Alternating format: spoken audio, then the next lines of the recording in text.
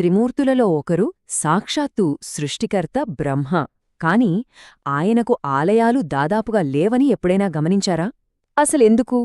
ఈరోజు మనం బ్రహ్మశాపం వెనుకున్న ఆ పెద్ద రహస్యాన్ని, ఆ మరచిపోయిల గుళ్ల కథను తెలుసుకోబోతున్నాము. అసలు ఈ విశ్వాన్నే సృష్టించిన దేవుడికి పూజలు జరగకపోవటం కాస్త విచిత్రంగా అనిపించట్లేదా? దీని వెనుక ఒక పెద్ద కథే ఉంది. అహంకారం, కోరిక, చివరికి ఒక భయంకరమైన శాపం అన్నీ ఈ కథలో భాగమే. పదండి, ఆ కథేంటో చూద్దాం. సరే, ఈ రహస్యం లోతుల్లోకి వెళ్లే ముందు ఫస్ట్ మనం ఒక విషయం అర్థం చేసుకోవాలి. అసలు ఈ మరచిపోయిన సృష్టికర్త కథ ఏంటి? ప్రస్తుతం పరిస్థితి ఏంటి? మన దేశంలో ఎక్కడికి వెళ్ళినా చూడండి, శివుడు, విష్ణువు, దుర్గా, గణేశుడు, హనుమంతుడు ఇలా ఎందరో దేవుళ్లకు లక్షల కొద్దీ ఆలయాలు కనిపిస్తాయి కదా. ప్రతి ఊర్లో, ప్రతి వీధిలో వాళ్ల పూజలే జరుగుతుంటాయి.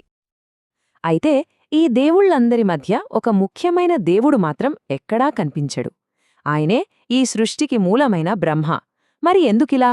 ఆయనకెందుకు పూజలు జరగవు? ఇది అనుకోకుండా జరిగిందా, లేక దీని వెనుక బలమైన కారణమేమైనా ఉందా?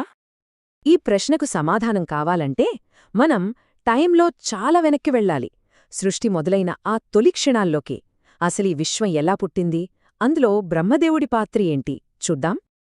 సరే, కథ ఇక్కడే మొదలవుతుంది. మహావిష్ణువు నాభిలోంచి ఒక బంగారు కమలం వికసించింది. ఆ కమలంలోంచే బ్రహ్మదేవుడు పుట్టాడు. ఆయనకప్పగించిన పని ఒక్కటే, చాలా పెద్దది. అదేంటంటే ఏమీ లేని శూన్యం నుంచి ఈ విశ్వాన్ని సృష్టించడం. ఇంకాయన తన పని మొదలుపెట్టాడు.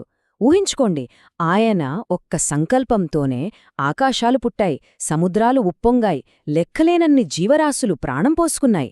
చివరికి మిగతా దేవుళ్లను కూడా ఆయనే సృష్టించాడు. ఆయన శక్తికి అంతులేదన్నమాట. కాని సృష్టి పెరిగే కొద్దీ ఆయనలో ఇంకోటి కూడా పెరగడం మొదలైంది. ఒక చీకటి నీడలాంటిది. అదే అహంకారం. ఇదంతా నేనే సృష్టించాను అనే గర్వం.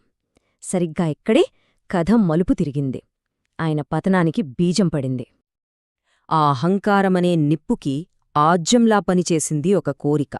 ఒక సృష్టికర్తలో అస్సలు పుట్టకూడని కోరిక. ఆ కోరికకు కారణమెవరో తెలుసా? సరస్వతీదేవి. అవును, జ్ఞానానికి దేవత అయిన సరస్వతి. విచిత్రమేంటంటే ఆమె బ్రహ్మం మనస్సునుంచే పుట్టింది. ఆమె పవిత్రతకు, దైవత్వానికి ప్రతిరూపం.